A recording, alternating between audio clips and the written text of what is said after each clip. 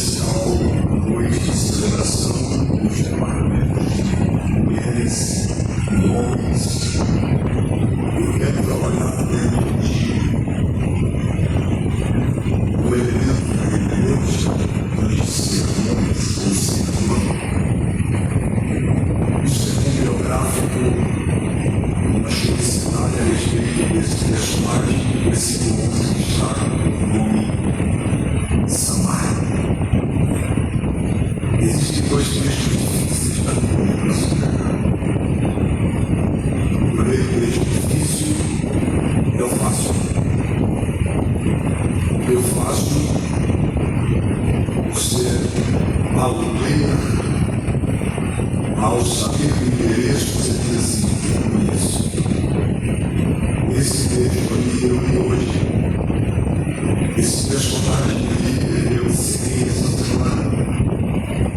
Esse texto aí eu trabalhei com exegese, não sabia. Muito conhecido, esforçado, olhando de pressa, canto. Logo, você estará extremamente propenso a perder em água. Simples. E o texto difícil de se pregar é difícil. Na complexidade. Você olha o endereço bíblico e diz assim, pastor, hoje é sábado, hoje é um dia de descanso. Aí o texto desse, eu estou pensando, mas não vejo segunda sexta. Não, esse texto não, pastor.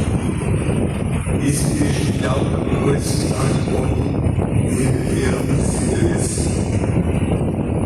Esses dois textos, o fácil e o difícil, o desafio, quando você está diante dele à exposição.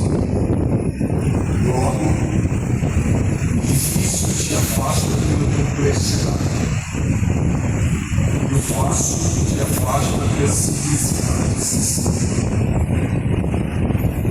Mas eu quero a sua atenção porque eu tenho uma palavra de Deus para o seu coração. Pastor Antonel, esse personagem aí, eu nunca li, tranquilo, eu quero inventar. Pastor, esse aí, eu já conheço toda a sua história. Então permita-me compartilhar com você as lições que esse texto nos traz. Usando ainda uma ferramenta de Deus, eu quero trabalhar dentro de uma perícope, esse capítulo 23. E recorte que você faz no texto e está numa sessão e vai degustar o texto. E esse texto é tão interessante porque traz a história desse personagem que eu já disse que vou repetir várias vezes, o nome Samar. A história de Samar começa no capítulo 23, versículo 11. E ela vai até 12. São dois versículos.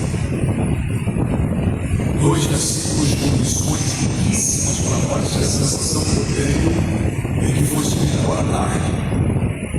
Tão oportuno, tão pertinente a nós. E eu quero trabalhar com você, colocando-me nesse cenário de deixamento davídico. Por que eu digo isso? Porque no capítulo 23, o Davi está citando os nomes de valentes e guerreiros, é o nome do seu ministério, tiveram separados dos seus momentos, dos desdobramentos da sua história de guerreiros. E Davi vai listando todos eles. Samar é esse. E a história dos valentes de Davi começa no capítulo 16 do primeiro Samuel. Aquele pastor, vendo o confronto com Golias, Davi sai vitorioso. E essa vitória trouxe ou acarretou uma perseguição total do sentimento de inveja. Saul vai perseguindo. Nessa perseguição, o texto sagrado diz que o Davi ruma-se para um endereço chamado Caverna de Adulão. 1 Samuel 22. E na Caverna de Adulão, a Bíblia diz que jazia o exilado, ou se ajudava 400 homens endividados, vivendo em aperto, é o termo deste músico, à margem da sociedade, já não eram mais bem vistos, requisitos, homens sem moral nenhum no sentido social, se refugiavam nessa caverna de Adulão. O texto sagrado diz para nós que Davi chegou lá. A sensação que se tem é que alguém diz, é mais um, e agora de 400 são 401. Mas o Davi vai trabalhar no processo de validação social, questão igualitária. Já havia sido ungido como rei, mas ele não chega lá com nenhuma prepotência. O Davi chega como um dos pais. E nessa abordagem, nesse convívio, o texto sagrado diz que Davi vai ressignificando. Davi vai reformando-os. E desses homens endividados, a Bíblia diz que Davi os fez valorosos. De medrosos e fugitivos, Davi os fez valentes. 1 Crônicas, capítulo 14, diz para nós que o mais fraquinho, permite-me usar esse termo, o mais menos habilitado, valia por 10 dos outros exércitos. E o mais preparado, o texto sagrado diz que valia por 1000. Quando você vê esses cenários, ele já realmente foi um processo de recomeço, ressignificação, restauração, novas oportunidades. Abre aspas, dias atrás, alguém disse assim para mim, pastor Tonel, como é que se prega graça em Jesus no Antigo Testamento se Jesus aparece no Novo? Ele disse, meu filho, é tantos endereços, é um exemplo, caverna de Adulão. Quem é que trabalharia com homens sem nenhum valor, endividados, caídos, fracassados, encavernados, exilados, marginalizados, escolarizados? Davi chegou e disse, eu quero esse. Pastor, o que significa isso? É graça. É a graça que Jesus nos encontrou encavernados em algum lugar e disse, eu quero esse.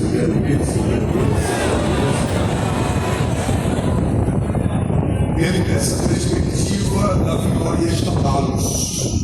E agora eles se tornam valentes. Não dá para nós falarmos aqui dos 400. Obviamente, não tem capacidade intelectual para isso. E você que tem paciência, nós não temos tempo. Pastor, não dá para falar dos 400, não, mas o capítulo 23 destaca no 37. Também não dá para falar de 37. Mas os 37 se destaca 3, também não dá para falar. Vamos falar de Samar. Só que é interessante porque a história do Samar começa no versículo 11. Só que neste 8, o mesmo destaca para nós 2 personagens que é Bíblia e nota. Só tipo de lampeiro, depois você pensa nesses personagens, o trabalho dele dá uma melhorada e a Bíblia é maravilhoso. Olha só, olha o nome do personagem do versículo 8, José de Baceneia.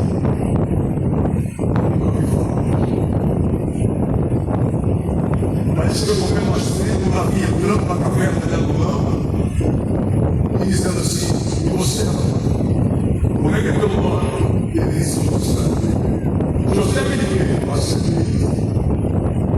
Vamos trabalhar, vou fazer guerreiro, bora lá, Davi. Parece que eu vou ver José de agora, Davi. Vamos se preparar, vamos lá, estou pronto. Qual é o meu instrumento? Cadê a minha espada? A Bíblia diz, não vai ser espada, não. Eu vou lhe preparar uma lança. E a Bíblia diz que José de Baceneia preparar uma lança uma só vez. A Bíblia diz que ele matou 800 homens na lança. Nós estamos aprendendo com isso. O instrumento primário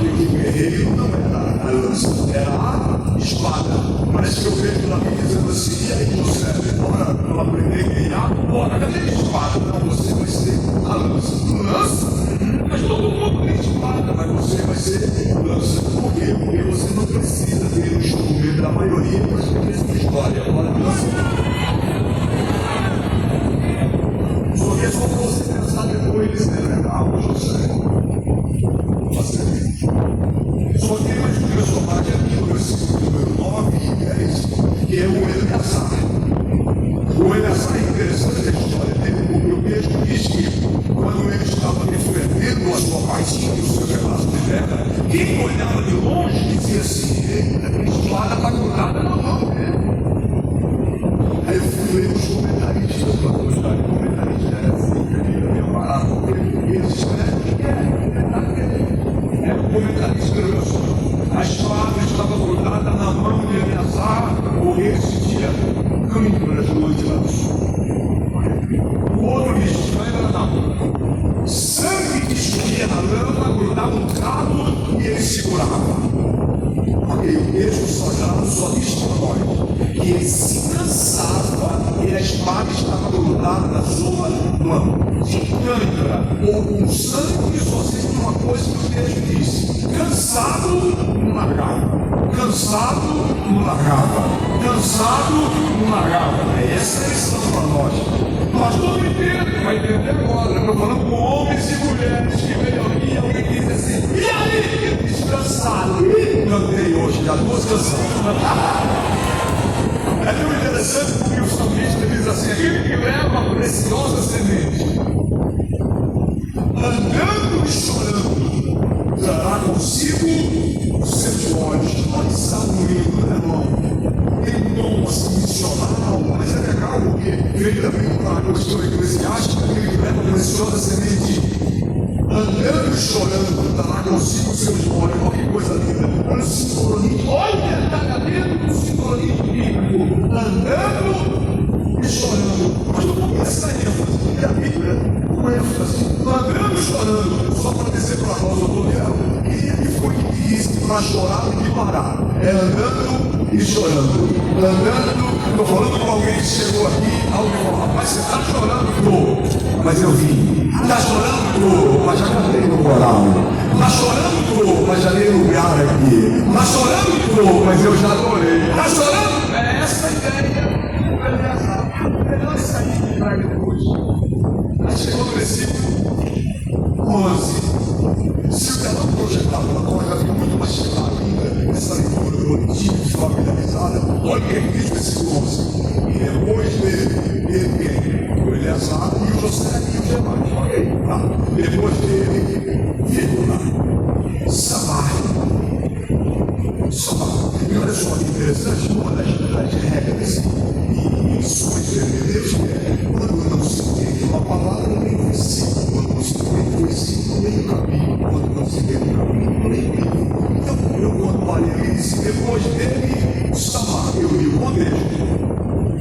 E eu quero ter no Espírito Santo, olha a missão que o Senhor quer me dar, a iluminação desses dois versículos aqui.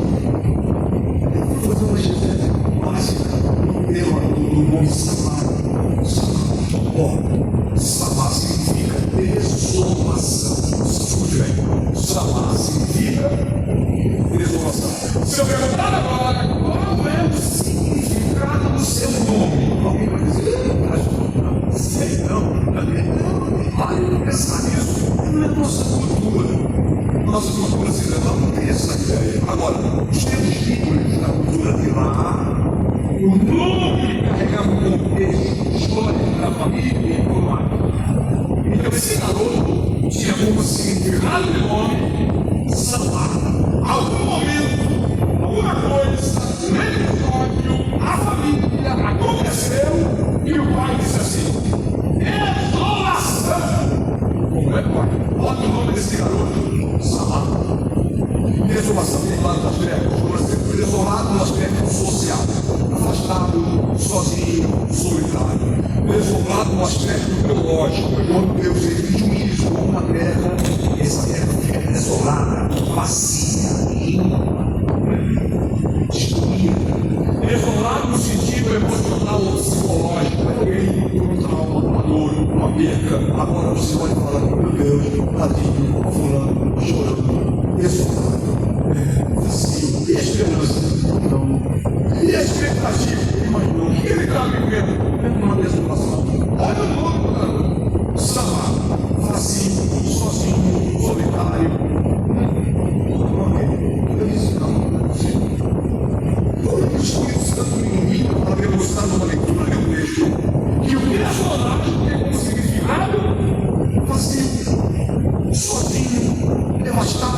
desolado. Eu disse para ela, se o Samar não tem outra coisa, ele é filho de quem? Aí o texto diz, Samar, filho, olha o texto, filho de Agé. Samar, filho de Agé. Meu irmão, quando eu mergulhei na história do Agé,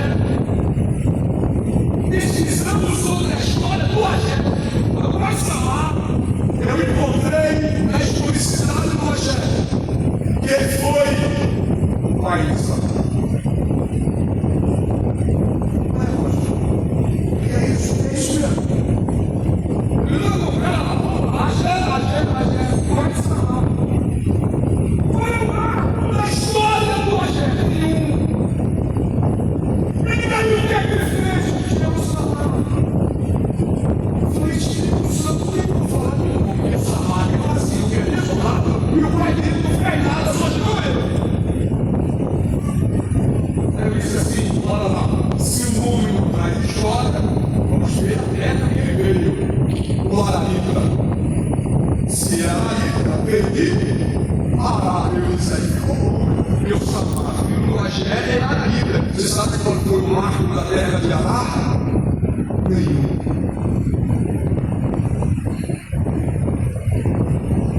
Eu disse, está complicando. O Espírito Santo colocou no meu coração e disse, não, lê de novo.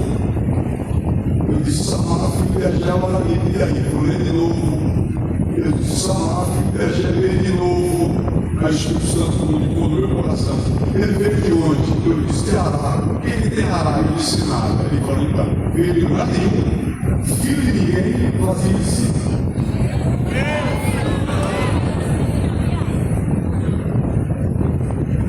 Pastor, onde é que eu quero chegar? Estou chegando, você equivocou. Porque se você ficou, você não é comigo. Se você é comigo, você está entendendo que a palavra faz. A palavra registra 2 versículos de alguém que veio de lugar nenhum, filho de ninguém, vazio de si, e em 2005 estamos falando dele aqui, percebeu? Mas não ninguém vai entender agora. Só o Evangelho consegue fazer isso. Fazer história com alguém que veio de lugar nenhum, filho de ninguém, vazio de si. Só o Evangelho consegue escrever 2 versículos da Bíblia de alguém de lá. Quem é o pai dele? Ninguém. Que ele tem? Nada. Mas aí que tem 2 versículos que tem, eu estou falando com alguém. Eu estou falando com alguém que está olhando para mim dizendo, pastor, esse negócio não é para mim não. Olha de onde eu vim, olha o bairro que eu nasci, olha a cidade que eu vim. Eu vim do norte, do sul, do sudeste, olha onde eu nasci, no bairro X, no bairro Y. Olha meu pai, nem conheci. Olha meu pai, morreu alcoólatra. Olha meu pai, foi pastor, eu não tenho família, eu estou vazio de si. Jesus desce na casa e diz, eu posso escrever uma história com você a partir de agora. Você é muito categórico assim. Evangelho é mais ou menos assim. Não precisa de currículo, não precisa de origem, você nasceu onde? Não precisa. Você é filho de quem? Não precisa. Você tem o que para oferecer? Não precisa. Jesus chega na frente do homem e da mulher e fala assim, não quero saber onde nasceu. Não quero saber quem é teu pai e sua mãe. E não quero saber o que você tem para oferecer. Se você se entregar, eu começo uma história contigo. Levante a sua mão agora. Sabe por que Jesus te escolheu? Estou falando com alguém que já foi apontado para você um dedo, dizendo que você não era nada. Mas Jesus é o único alguém que se fez ninguém para transformar em alguém o ninguém que eu era. Você está do lado de uma pessoa que tem história na graça, no cristianismo. Ok, você vem comigo, então olha só. Depois dele, Samar, é biográfico, filho de Agé, o Araíta, vírgula. Olha só o que diz no texto. Quando os filisteus se ajuntaram numa multidão, porque isso aqui, deixa eu explicar isso aqui. Os cristãos eram inimigos brutalíssimos, cruelos, sangrentos, violentos das nações. Eles eram conquistadores de terra. Sabe o que eles faziam, irmão? Eles matavam os proprietários, saqueavam a terra e tomavam posse. Lá vem vindo, se ajuntaram e vem vindo uma incursão militar. Lá vem vindo. E as terras foram partilhadas, cada qual ficou com um pedaço, e o texto sagrado diz que cada um defendia o seu, e de repente eles vêm subindo, e eles chegaram onde havia um pedaço de terra cheio de lentilhas. E o povo gira, ou fugia. Então a cena é mais ou menos essa. Cristão está vindo aí! E o que é que tem? Foge!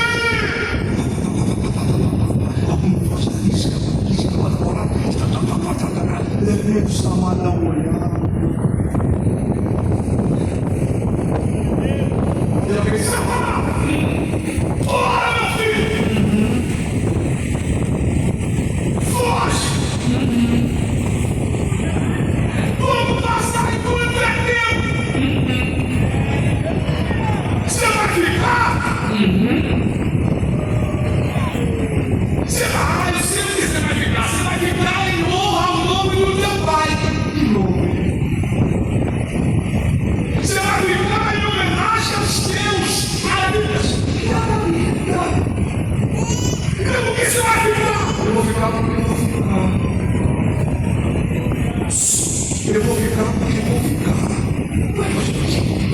Filosófico, esse médico, vou ficar porque eu vou ficar. Porque às vezes você tem que ficar porque vai ficar. Por que eu vou ficar porque vai ficar? Porque tem gente que só fica se alguém ficou por ele. Tem gente que só faz porque alguém fez por ele. Só que está numa hora que você assumiu a identidade, amadureceu o comportamento, está dizendo: fizeram por mim, faço por mim. Ninguém ficou por mim, fico por mim. Ninguém defendeu por mim, defendo por mim. Chegou a hora de você amadurecer esse comportamento. Agora tem que equilibrar essas emoções e não viver mais nessa dependência. Se ninguém falou, eu também não falo. Se alguém não foi, eu também não vou. Se alguém não ficou, eu também não vou ficar. Aceite o chamado que Deus te deu e diga: eu fico, e nunca mais, não sei. Eu falo, e nunca mais, não sei. Eu estou, é isso que eu estou falando. Para de ficar nesse processo de adesão coletiva. O efeito manada é que todo mundo vai fazer fugir, então eu fui. Não. Deixa eu dizer aqui. Quem já ouviu o versículo materno? O versículo materno. Você não é.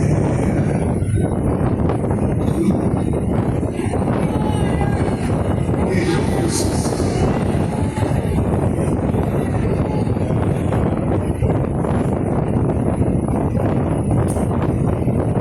O texto diz que o povo, Deus amado, não confio. Você vai ser o pai? Não. Está todo mundo, eu não sou todo mundo. Como assim? Eu vou mandar alguém. Só porque na escola fala que você vai falar. Só porque os casamentos, qualquer situação que tem descarta, você quer descartar. O mundo faz proposta para esfriamento e você não. Todo mundo vai, todo mundo. Em nome de Jesus, irmão, Deus me trouxe nesta noite de sábado para dizer: eu tenho um propósito estabelecido com você.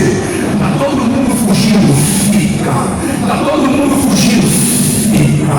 Está todo mundo no efeito manada, na adesão coletiva, na pluralidade da coletividade. Você fica. O mundo pode estar na pós-modernidade, a igreja não.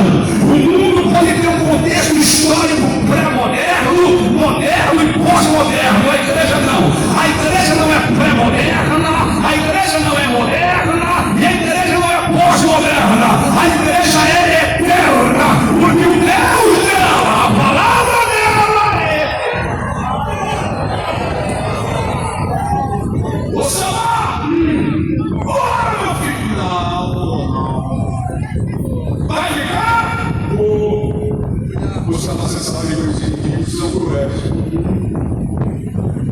E eles estão chegando, eu sei. Você não vai quando é tempo, não. Samar, mas você vai ficar? Eu vou. Quem ficou por você? Ninguém. Quem fez por você? Ninguém. Por que você fica que Deus está saindo? Por que você fica nessa vibe? Só faço o que fizeram comigo. Ou não faço porque ninguém fez. E Deus trouxe aqui para te dizer que você começa a escrever a sua história. Quem está me entendendo, diga glória. A invasão está subindo. O povo está fugindo. Aí o versículo 12 começa assim. O 11 termina. E o povo fugia. Vamos lá? E o povo fugia. Aí o 12 começa assim. Este, vírgula, pois, vírgula, se pôs. É mais ou menos assim. Olha o Samar precisando para nós. No 11, todos vão. Como eu não sou? Eu sou este, então eu fico. Para quê, pastor? Revele o seu posicionamento em meio aos ataques do aniversário, que isso é responsabilidade sua. Pastor, como assim? Por que eu fico? Porque se é minha, eu sei o nível de produtividade dela. Por que eu tenho opinião do outro para dizer eu fico ou não? Então Deus trouxe alguém aqui para dizer, você conhece o nível de produtividade da tua terra. Então é você que tem que estabelecer o comportamento e dizer, filho, não iria comer, filho,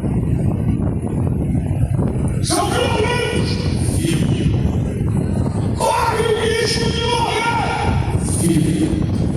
Por quê? Porque quem não se posiciona para transformar está passivo a se reformar. Ficou. Ele fez subir. Só que é interessante que o texto diz assim: este, pois, se,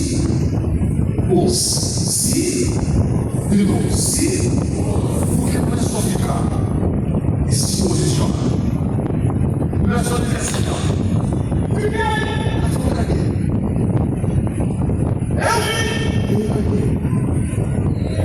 Se veio e se ficou, se pôs no meio daquele pedaço eterno. Então, cabe, meus amigos, quando eu ver assim a frase do mundo do lado, falando assim, já que ficou, vem no meio.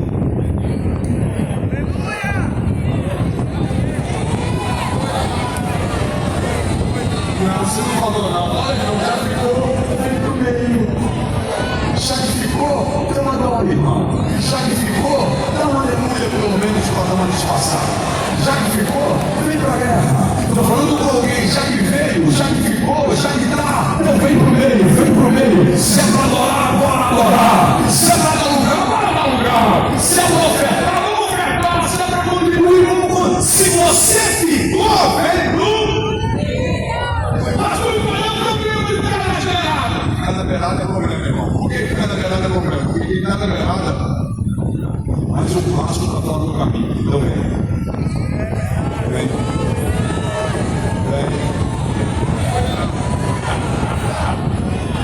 Estou falando para mim, vem aí, peguei esse quando vem.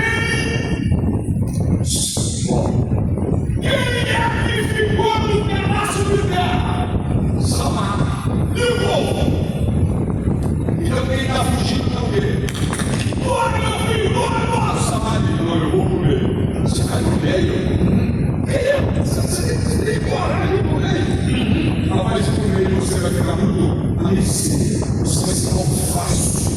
Ô, Samar, você tem todo medo, cara. Tá todo mundo indo embora. Por que você não vai também? Você é perigoso? Não, eu estou convicto, meu filho. Você é perigoso? Vambora! você quer se aparecer? Não, não quero me aparecer, não. Mas por que você quer ficar aí no meio? Eu quero ficar aqui no meio para quando o inimigo chegar e saber que essa terra tem dono. Eu chego lá. Fique tranquilo. Quando você vier no meio, você vai ser chato. Não vai. Aí quem não veio e está fugindo, vai falar o quê? Olha lá. Esse é o Senhor. Foi lá no meio. Ele vai mostrar tudo. Fica todo mundo ligado. Isso aí. Fica tranquilo. Essas coisas que eu fui convocado pelo meu presidente para ele falar na escola de obreiros negros, ele foi dado servir com excelência. Eu falei, meu Deus do céu, servir com excelência. Quando anda nos coisas, trabalhando ali no horário da palestra, eu trabalhei em matemática, servir com excelência, eu falei, fique tranquilo. Todos que servem com excelência vai causar desconforto no temático. Por quê, pastor? Porque quem serve com excelência logo é a incompetência de quem está fazendo relaxadamente.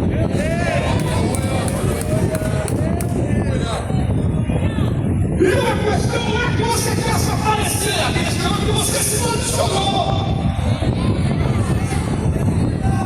E é muito mais fácil amedrontar para seguir a filha de quem está fugindo do que ficar sozinho, meu amigo, dizendo: fica! Você vai achar muito mais pessoas propensas a reclamar do que a adorar. Quem está me entendendo até aqui, diga amém. Pronto. Os amados, você sabe que o pessoal está indo embora, né? E você vai ficar, né? Vou. Já deu olhado no entorno? Já. Percebeu quem está contigo? Quem? Ninguém. E aí?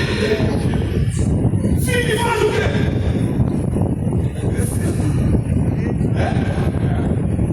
E já que eu fiquei, vou dar o carro. Essa é a ideia do beijo, ok? Só que eu fiquei pensando nisso. Gostou já dessa ideia de ficar sozinho e não é dolorosa? Por que dolorosa? Porque dá aquele tom assim, ninguém está comigo. Mas soar como assim, ó. Será que isso é importante?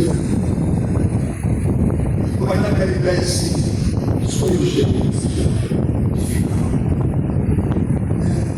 E aí, alguns ainda usam de uma alegria. Deus não quer quantidade. Deus quer qualidade. Essa pode ser uma que alguém não consegue arrumar ninguém. E aí fica estimulando. Deus quer qualidade. Não, quantidade não é bom, senhor. Quantidade daquela ideia de vínculo. Quantidade daquela ideia de crescimento. Quantidade daquela ideia de para todo mundo junto. Vamos cantar no coral. Quantas vozes? Uma? Não. Quantidade é bom, não é? Obviamente, a qualidade dá um bom assim, não é legal, não é?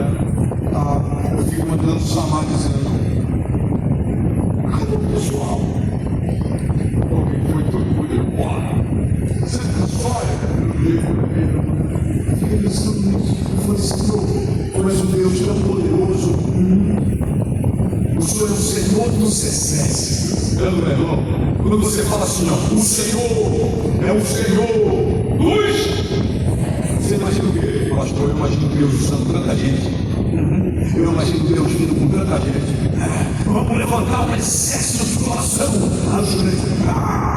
Isso é maravilhoso, a quantidade do exército. Só que se eu falar para você, se for para Deus usar exército, ele usa. Mas se for para Deus usar um só, também ele usa.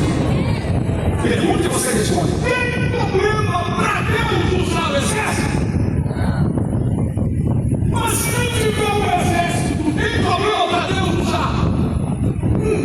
Porque nessa ordem matemática ou numérica da Bíblia, sem ser numeróloga da lei,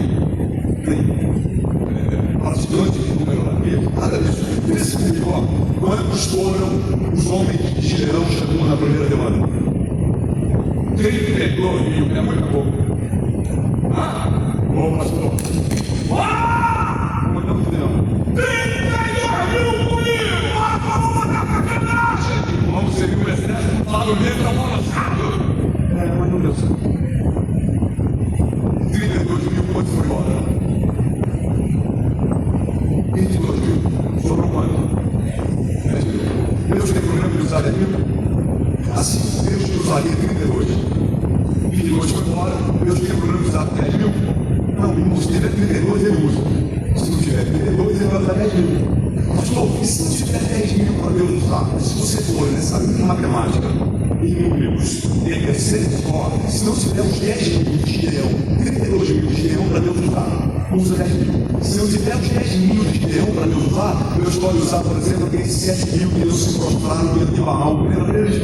Quando ele pensou que não tal, é porque o senhor sabe que só vai eu, porque não estava sendo igreja. Aqueles 7 mil aí que não se prostraram diante de Baal. Eu tenho 7 mil aí. Pastor, esses 7 mil não quiser também. Pastor, vai que esses 7 mil não quer ser usado por Deus. O que vamos fazer se não tiver esses 7 mil? Se não tiver 7 mil para Deus usar, sabe o que ele vai usar? Ele vai usar aqueles 5 mil que se converteram na segunda pregação de Pedro. Pastor, se não tiver 5 mil para Deus usar, pastor, ele pode usar aqueles 3 mil que se converteram na primeira pregação de Pedro. Lembra deles? Pastor, se não tiver 3 mil para Deus usar, Deus pode usar aqueles 600 homens que foram com Davi até se trarem e conquistar suas famílias. Pastor, se não tiver 600 para Deus usar, Deus pode usar aqueles 500 homens que foram vistos, vivos. Jesus se assunta ao céu do 1 Coríntios capítulo 15. Se não tiver 500 para Deus usar, quem não vai usar, pastor? Os 400 homens endividados na caverna de Adulão. Se não tiver os 400 para Deus usar, Deus usa os 300 como usina, 300 como cântaro, aqueles 300 de Gideão. Pastor, vai no meio 300 para Deus usar, quem Deus faz? Deus usa aqueles 120 diabos dois que foram cheios do Espírito Santo. Se não tiver 120 para Deus usar, aí Deus usa aqueles 100. E 100, pastor? Aqueles 100 profetas que não comeram na mesa de Jezabel. Se não tiver 100 para Deus usar, aí Deus usa aqueles 70 que foram enviados de Mateus 10, em dupla, 2 e 2, 35 duplas, 70 homens. Se não tiver 70 para Deus usar, pastor, irmão, se não tiver 70, Deus usou 50 alunos da escola do profeta Eliseu. Pastor, vai, tem 50, hein? Deus usa os 37 valentes de Davi. Pastor, vai, não tem 37. Deus usa os 30 homens que ajudaram o jeito de mandar Ebed-Meleque o etíope, que tirar Jeremias da cisterna com um pedaço de frapos. Pastor, se não tiver 30, Deus usa os 12 apóstolos da igreja primitiva. Se não tiver 12 apóstolos, Deus usa os 7 diáconos que foram cheios do Espírito Santo em Atos capítulo 6. Se não tiver os 7 diáconos, Deus usa as 5 virgens prudentes de Mateus 25. Se não tiver 5 virgens, Deus usa os 4 leprosos que bateram a porta de Samaria e o pessoal pensou que era o exército. Se não tiver 4 para Deus usar, Deus usa os 3. Saudade, peraí, Mesá, peraí, Abineu, peraí, pastor, se não tiver 3, aí eu dou uma olhada e falo assim, eu vou começar a usar 2. Arão e o. Eu deveria aqui inventar também, Elias e Eliseu. Tudo tem lá, Simeão e Ana. Bora lá, Paulo e Silas. Bora lá, Paulo e Barnabé. Pastor, vai que Deus não acha 2. Se Deus não achar 2, ele olha para Ribeirão Preto e diz: tem um, ali vem, tem um. Eu estou falando com alguém. Deus usa exército, mas se o exército não ficar, se levantar um, eu consigo graça.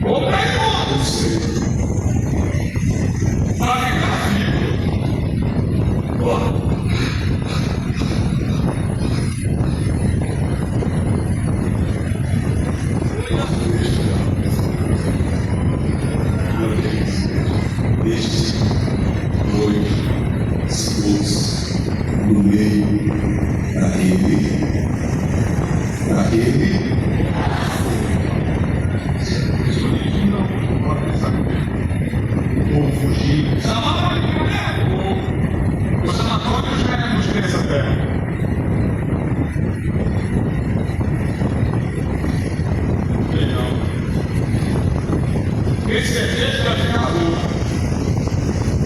Você vai receber o chamado dele. Você vai ficar e não é nem uma ideia.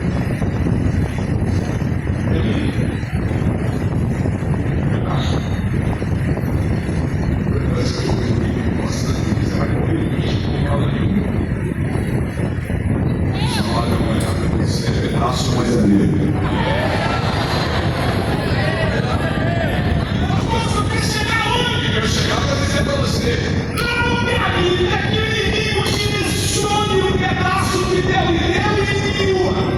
Entendeu isso? Deus trouxe alguém aqui para dizer: é só um diaconado, mas é teu. É só um serviço na porta, mas é teu. É só uma regência de departamento, mas é tua. É só um instrumento na orquestra, mas é teu.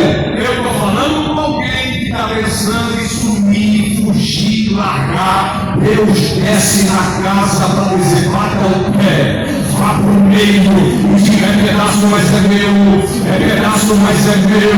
É pedaço, mas é meu. Foi Deus que me deu para cuidar. Foi Deus que me deu para cuidar.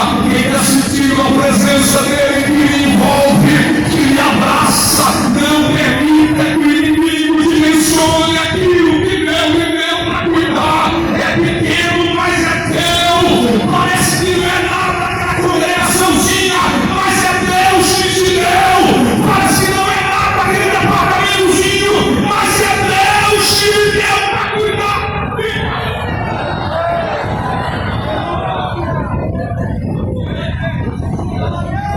Aleluia. Aleluia. O chamado vai ficar por um pedaço. Agora, o Senhor é extremamente nervosa para si. Mas, imagina você, lá em cima, Jeová todo, os anjos parecem se chamar. O que está acontecendo lá embaixo? Os filisteus chegando no sangue da violenta. Eles não sabem que o cara de fugir. Só que ele ficou. Quando ele chamar, ele ficou. E aí, ele está defendendo. Só tem um negócio. Só tem ele. Só que você negócio do Senhor. Fica com ele, não se incomode. Porque não é uma terra grande. É um. Então, os outros têm que se incomodar. Pode se transformar aqui um anjo mais tranquilo. Mas é menos acreditado. Porque como é só um anjozinho já resolve. Deve Jeová no trono.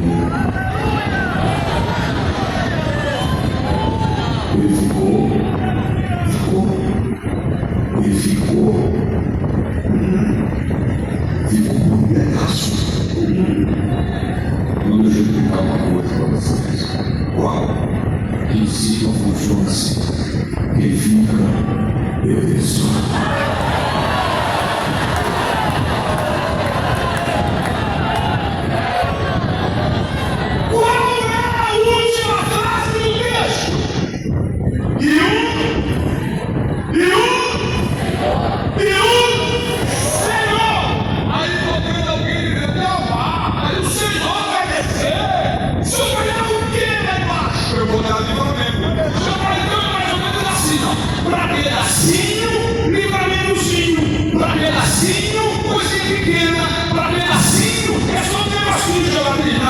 Quem defende um pedaço lá, eu faço grande na rede. Eu estou falando com alguém.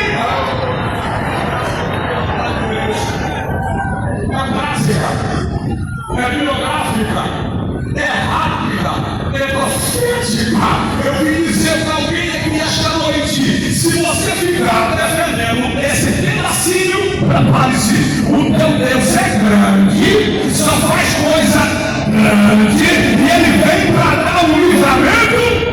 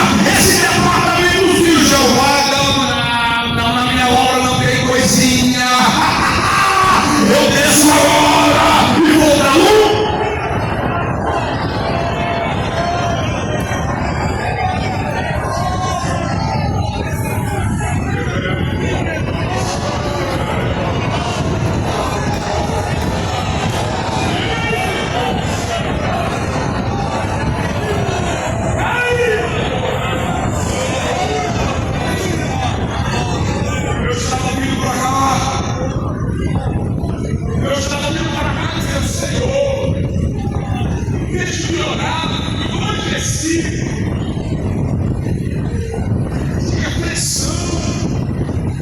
Meu ministrado no meu coração, eu olhando ministérios, famílias, chamadas, o inimigo está vindo com violência, e tem gente pensando em fugir, ir embora, parar, largar tudo, sentimento de apertamento, de inferioridade. Aí eu peço no sábado à noite para dizer: quem foi que disse que eu te dei?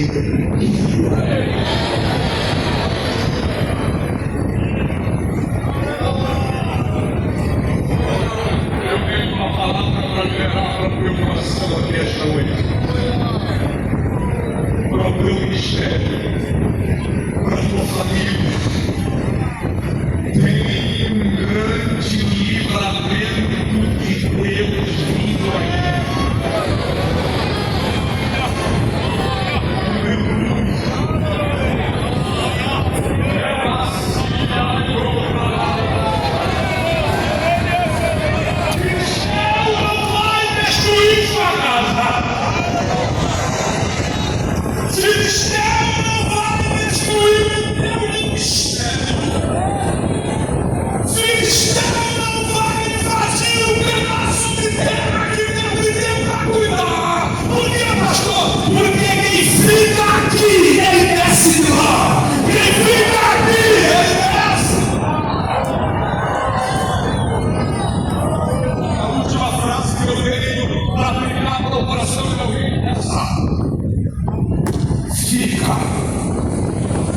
Que ele desce. Permaneça. Que ele desce. Eu tenho um compromisso. Eu tenho um compromisso com Deus de crédito. Como pastor, eu preciso orar por você. E veio a este compromisso.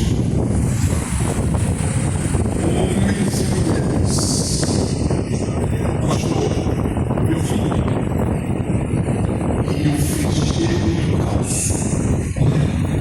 E eu estava disposto a fugir. Aí Deus me trouxe aqui para dizer a você: